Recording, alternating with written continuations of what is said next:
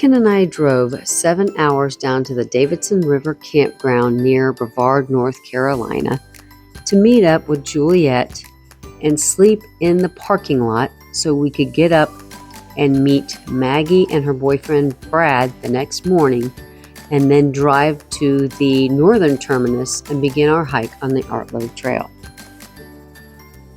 We had successfully completed the Foothills Trail 2 years prior. We felt pretty confident in doing the Loeb. Little did we know what Art had in store for us. We parked our car at Camp Daniel Boone, which is actually a Boy Scout camp. It was more of a Boy Scout resort. It is huge. And then we walked our way over to the trailhead. It was a beautiful day, maybe mid-70s, cloudy. It was perfect.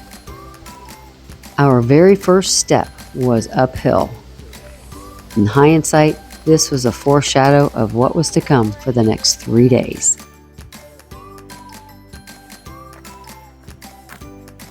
About 2 miles in.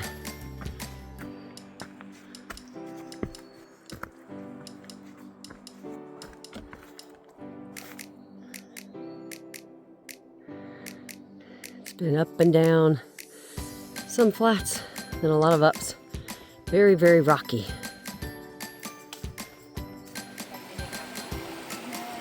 We had read reviews that water was scarce on this trail, so we took every opportunity to grab water when we saw it. Unfortunately, Ken's water filter was barely dribbling out, and I had left mine back at the car.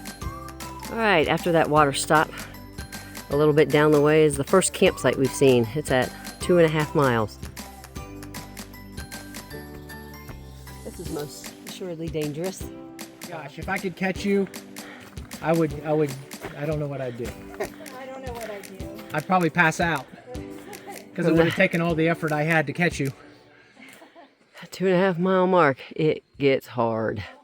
Let's do it. Let's do it. While Juliet led the troops up and down the mountains, Brad was our navigator and used all trails to help us find water and campsites. Yeah. My sodium is off the charts. I am good. All right. 4 miles per all trails. Here's another site. And then if you actually go back there, there's another one. My parents I think all trails is way off. they were couch surfing. Right. That's what makes it so much harder. They got a little bit of a view. Not much. It's a lot of big. A little Just 4,000 feet.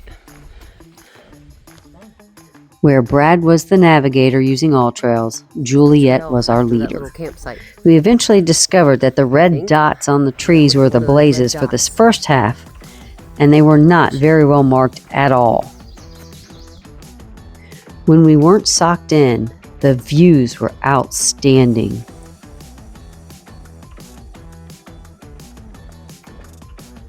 Wow.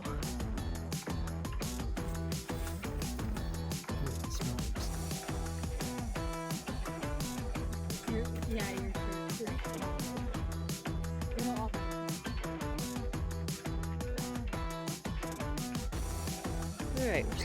It was about 1 o'clock in the afternoon and time for lunch. We were about 6 miles in, and it was about 1 o'clock. So it took us 5 hours to hike 6 miles. Do the math. It was uphill and it was tough. We're gonna have some lunch.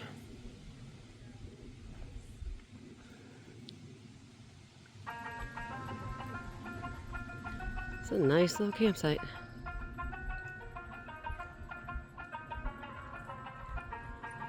Ken and I had our usual tortillas with 2 beef sticks, 2 cheese sticks, and then the other tortilla was peanut butter and jelly. All right, after that 6 miles, I wouldn't say it's flattened out, but it's at least a slow incline. I'll take a picture and show you where we are on the map.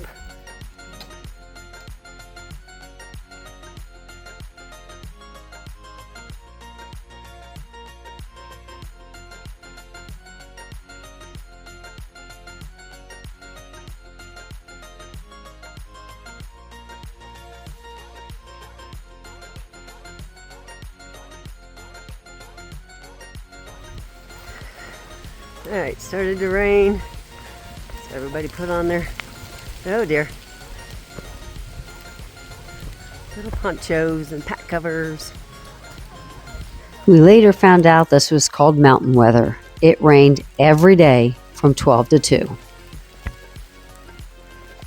It's very rocky. These are the little rocks.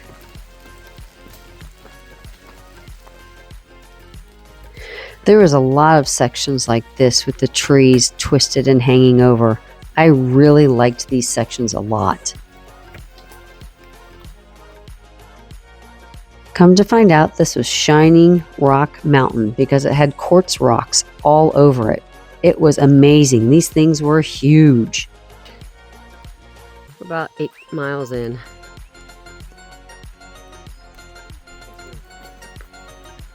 This is just so cool. We're still at mile 8-ish and change now. It's been flat for maybe the last half mile. I don't know. I can't judge. For a while. It's been very nice. That was Art Loeb right there. Oh, okay. Wow. This is cool. Now we're like, you just can't get it, but. Can we get a picture of the old Loeb Trail sign? Oh, sure. It's kind of foggy and eerie. We're having a hard time once you get to Old Butt Knob because there's absolutely zero markings, but there's all these little side trails that you can go on. But there's not any markings at all. Oh, here comes another sign. Let's see what this one says. I heard you say Butt Knob like 12 times. Well, friend Art Loeb is this way. Yeah. I know, we're gonna get water and come back up and go that way. Okay. Water's down this way. Okay. This is our last water stop before we hit the 10-mile I mark. have no idea yet. Okay. I can drive through the night, like that's easy. But I don't have a definite plan yet. Heavy flow, but it's good. We're getting it. So I might camp out. This is like mile 8.5 maybe. Depends how. We'll have to go fetch our car. Yeah.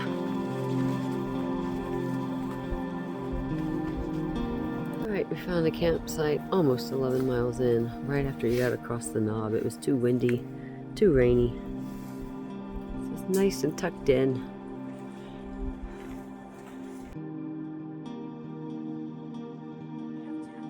That night, I slept in my hammock while everybody else slept in their tents.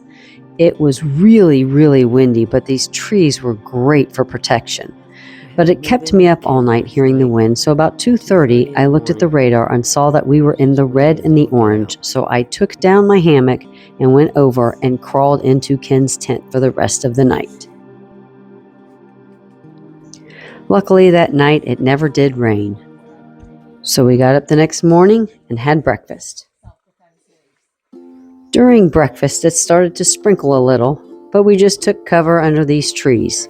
They were really awesome. This was a good campsite. It's now 8 o'clock and it just started to rain. We got everything torn down.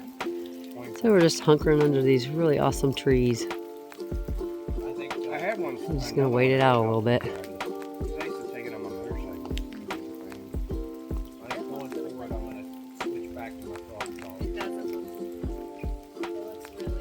This was a really good place to sleep last night. The wind was howling all night long.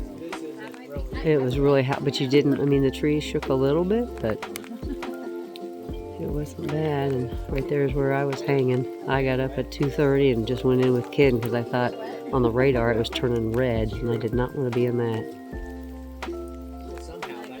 And then the red faded away, and it just now started raining.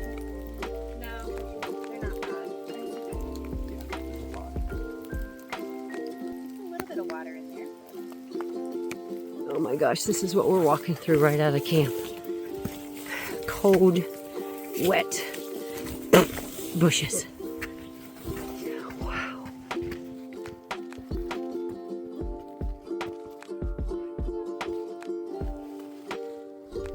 That's gorgeous. What's your next step? Julia, you're a joke.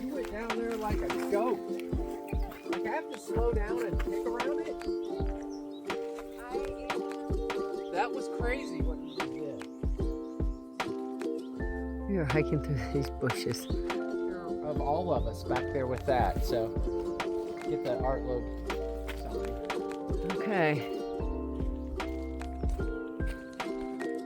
We just came out of that. That's where they take the skulls. What's that? That's where we slept up there somewhere. Skull. Wow. Yeah, I'm actually loving it. We're only about, I don't know, half an hour away from the camp.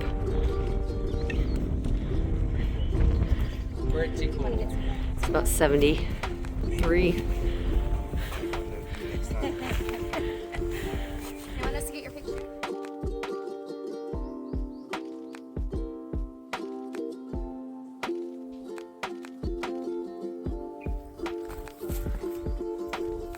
Coming down from Tennant Mountain.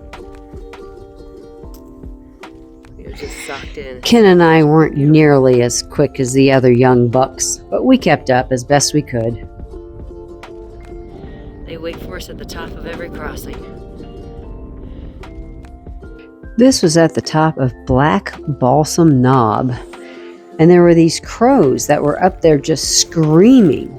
It took us a while to figure it out, but they had a hold of something and they were tearing into it and wanted to make sure that we didn't come near it. They got a hold of something.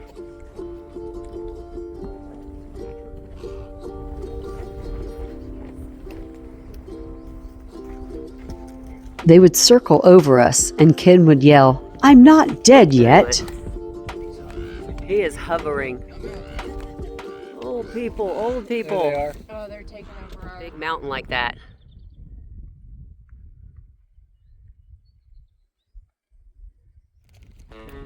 And this was the climb down Black Balsam Knob, right past those crows.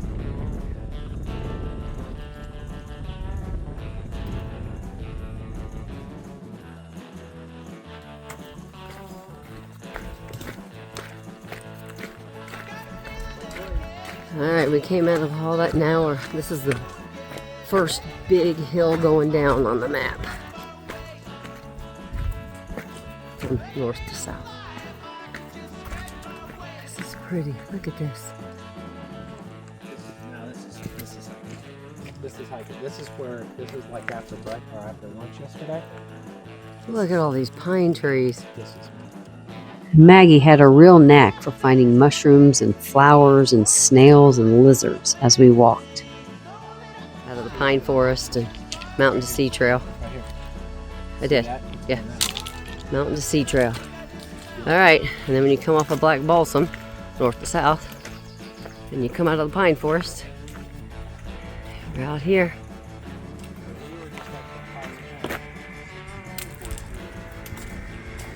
We're just at the highest point at 6214. Sleep last night. Last night we were up near the top, but I can't tell you how far up. That's And that's Blue Ridge Skyway Road. So that's 2.2. I think through here. Have we done 2.2? We were like up here, I think. 'Cause this is where Investor met us. You could have went left, but we took right. What? How many have we done today? Miles? Well, probably about 3, because I started after we got through that wet stuff. Yeah. So where are we at? So that's 0.4, 1.6, 2.6 up to there. So we were probably Right here. yeah. We were probably right up at the top, Whitney. So Yeah. are we following the red trail? Near the green trail. So why are the markings red that we've been following? And then the white. Oh, what? We crossed, I thought it was Blue Ridge Highway, but that was Black Balsam Road. And just walked right into this. Wow.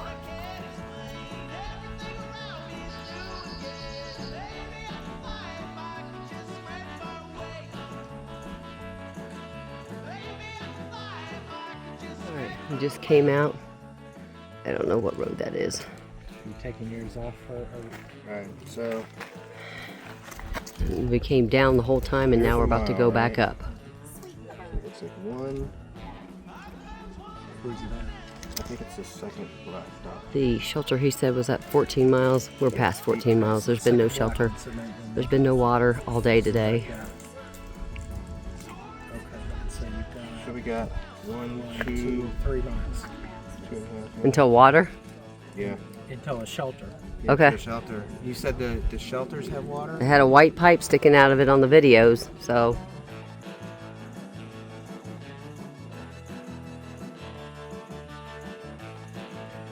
Here's Deep Gap Shelter. And they're coming in. And down there is the water.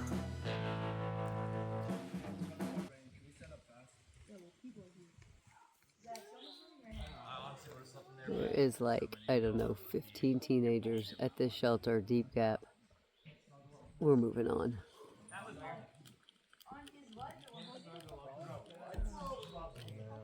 I thought it was in my bag. Okay, from Deep Gap Shelter, you will go up. Switchback, so it's nice, but it's a long way up. It's rough. And then you immediately go down, and it is all rocks all the way down. We're just now getting to less rocky, and we've been in the rain for about an hour or more. Just a downpour. It has just stopped. It's been crazy trying to navigate these wet rocks. And in a lot of it, it's like a river going down the middle you're trying to navigate. Go ahead, bud. As you're going down wet rocks, as you're getting poured on. This is rough. All right. About 7:30 that night, we made it to Rich Mountain, which is about 2 miles past Butter Gap, and we called it a night and made camp. Ken had filled 3 water bottles full of water and his bladder, which added up to 13 pounds of water that he carried up this mountain. And by the time we reached this campsite, we were done. I ended up tearing down my hammock and sleeping with Ken again for fear of the rain.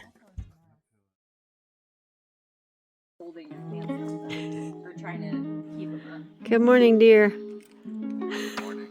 We heart art. We heart art. There's got to be a sticker that says that. We heart art. Sticker, I'm getting it.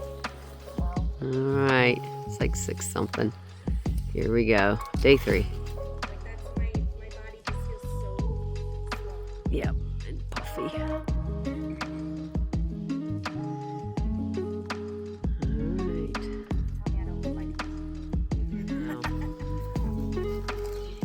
right. 8 o'clock. Here we go.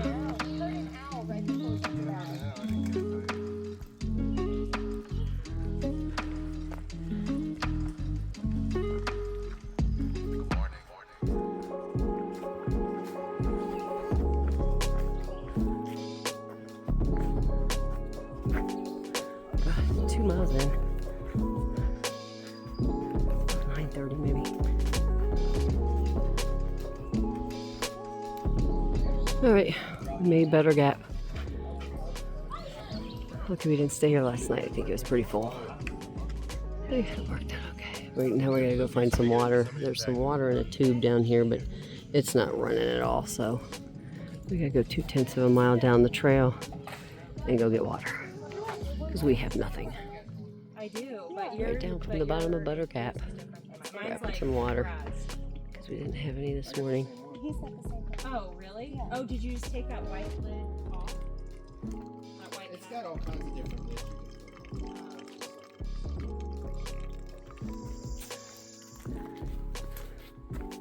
put. Right after the water source, it's all uphill, but it's pretty.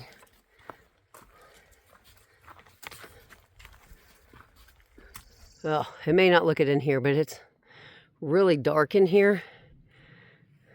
It's like a jungle, but it is. There you go.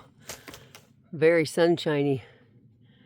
It's supposed to get rain today at 1, but for right now, that's the first sun we've seen. It's been a pretty decent hike.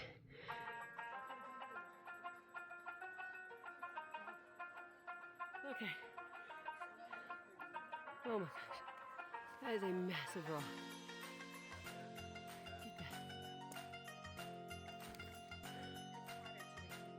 because we're just down in. There's no breeze.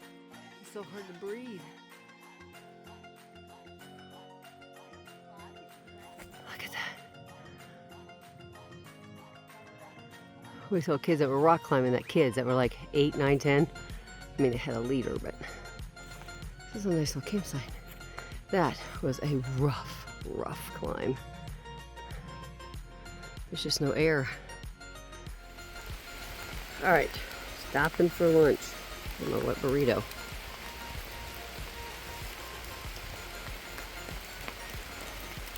And it's raining. This is 100% mild. We've been hiking for an hour in the downpour. This is the mild. We've been hiking like up a river. We just came up that.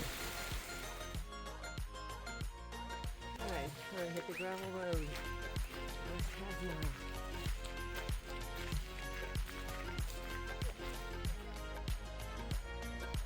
All right, almost to the car.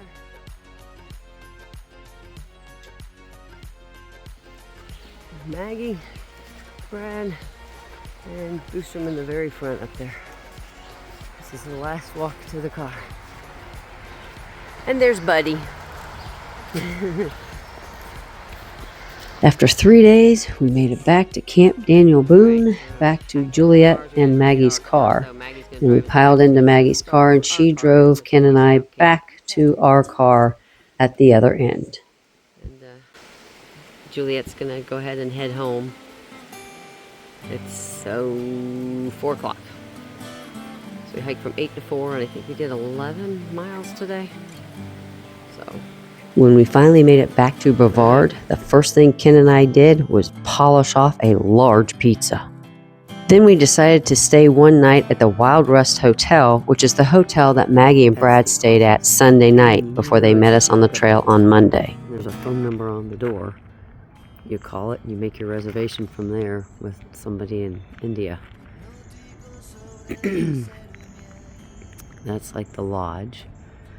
So you can kind of go in there and play pool, and I'm not sure what else is in there because we got here too late. It was locked. That's one of the cabins that with the white van right there. That's $125 a night. I'm not sure what's in there. And then the rest of these are the ones over there with the green roof have king beds, and those are $100. And then these over here have queen beds, which is where we stayed. There's Ken up there. And those were $88, $90.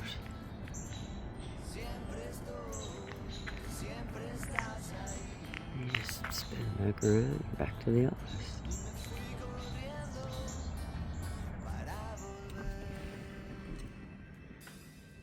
This was the queen bed cabin that Ken and I stayed in that night. The actual owner of the place, his name was Owen, and he was extremely helpful. Anytime you called, if he didn't answer, he'd call you right back within a few minutes. We were having problems with the TV, and he was actually going to move us to a different room so we could have a TV. We decided not to, but that was very kind of him. After checkout, we decided to drive up Blue Ridge Parkway to get home. Yeah, I can't see the little thing. There's a fire. There it is. There's a fire tower out there.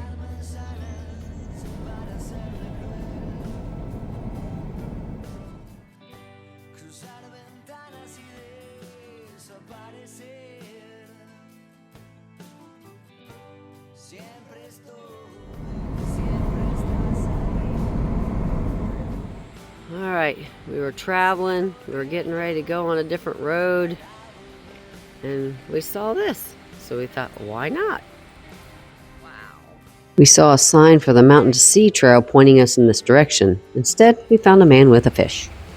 We never did find the Mountain to Sea Trail, so we went back across the street to see what the other trail went to. Mountain to Sea Trail, I don't know what you do up there. Good luck. I guess you're done. I guess you have a map, it'll tell you. Wow, this is a nice little path. It's pretty down there. Here you come down right to the bottom of that trail. It's all of a 1-minute walk. It's a big fishing pier. Ken's gonna go get his feet wet. While Ken was soaking his feet, a couple boaters came by. We come to find out there's an outfit called Cherokee Rapids that you can rent these boats from up the stream a little bit. And you float on down and then they pull you out later on. We almost did it, but we didn't have any clothes to get wet or to change into.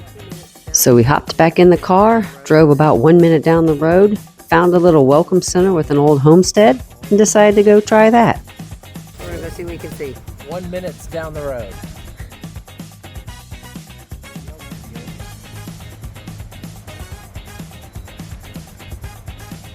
We're going into the little museum thing here. All right, Mountain Farm Museum. That's where we're going. John Davis spent 2 years building this house in Deep Creek, North Carolina. It was completed about 1900. The log walls are matched. He split chestnut logs in half along their length and placed the halves in matching positions on opposite walls. Wow.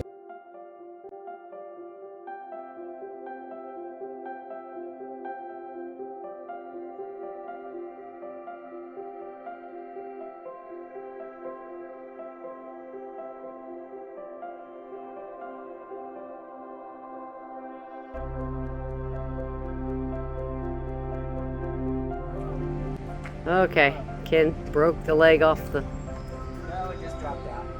slats on here are pretty cool. These are all, All good. ah, good. Okay, That's what I do. I fix things. after you break them.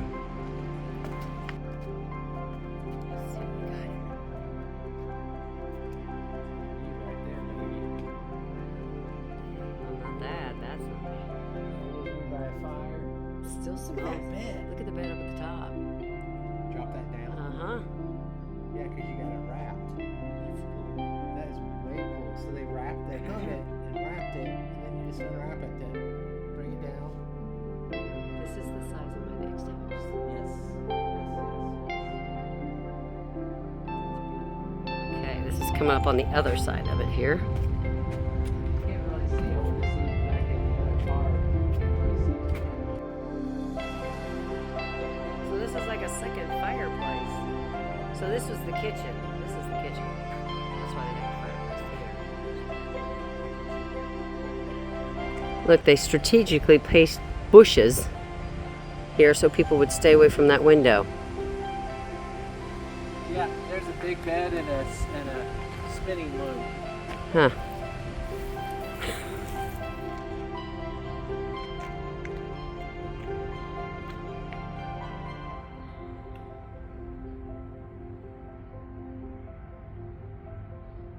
This is the privy with mountains in the background.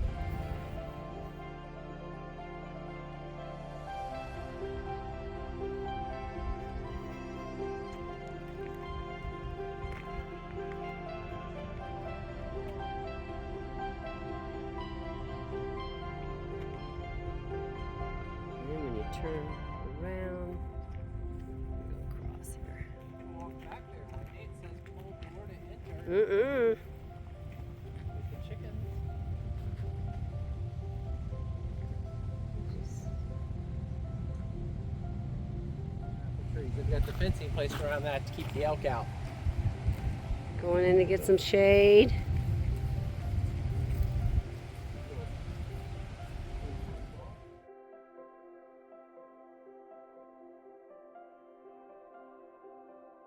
For mountain families, apples were a staple, eaten raw or cider, vinegar, applesauce, apple butter, or pie. Storing them was important as evidenced by the substantial apple house.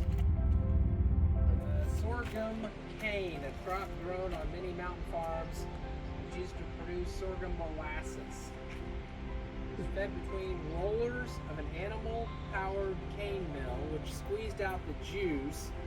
Juice boiled until it turned thick, dark, and stringy molasses. 10 gallons of juice yielded 1 gallon of molasses. I like corn. All right, tell us about corn. It was made cornmeal, fresh corn. Shucks were woven into chair seats, stuffed mattresses made into dolls, hats, rugs, and mops.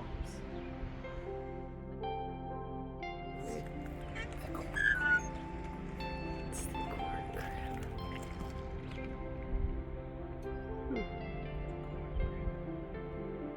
Alright. After we look at the cone shed, we're gonna go look in the barn here.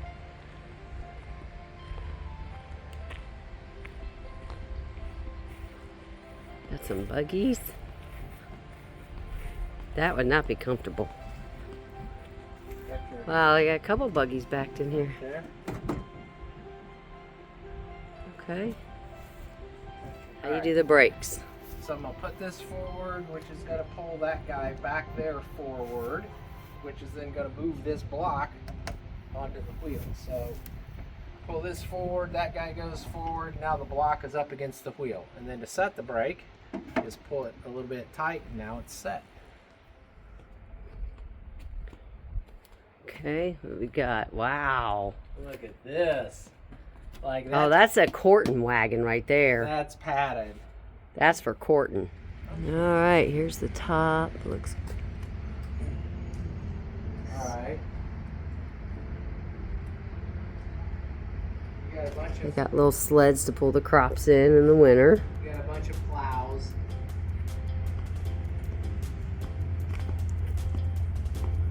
Oh, it feels good under here. I hope we're not getting a ticket right now.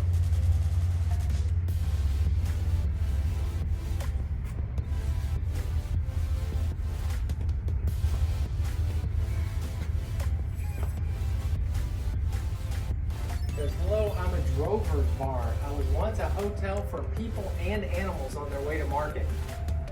I'm an original building, and I've been here for about 144 years. I Whoa. was built right in this field.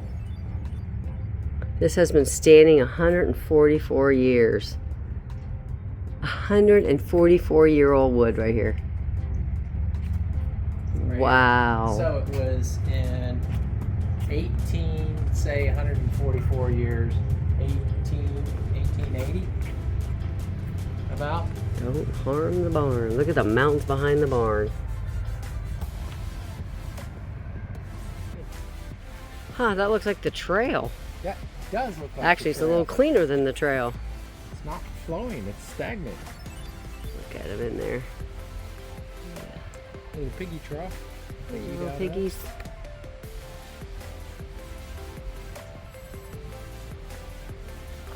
Little piggy trough. Look at their surroundings. Just They could produce amazing. several large litters of offspring each year.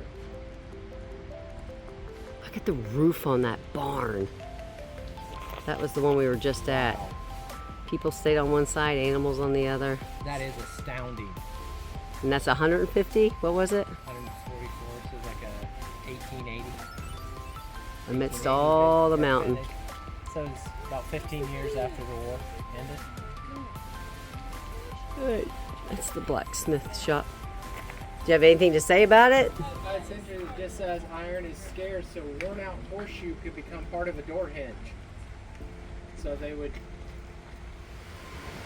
Okay, tell us about our spring house. A reliable source of drinking water is important, and a good spring met that need and also provided a means for keeping perishable foods.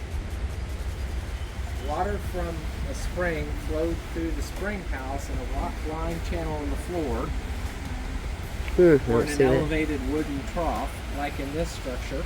Oh, is this our elevated wood trough right here? Yes, containers of perishable food, especially dairy, were placed in the trough and refrigerated by the cooling water. And you could also. Okay, and there's your trough in there. Someplace there's got to be a trough. And then, Yep. Okay. So then. Elevated trough, I'm guessing that's their spring. So this is interesting how they controlled it. This is a double. This is a double tree right here. You got to get this. It's got two centers and then it's got an offshoot of it. Huh.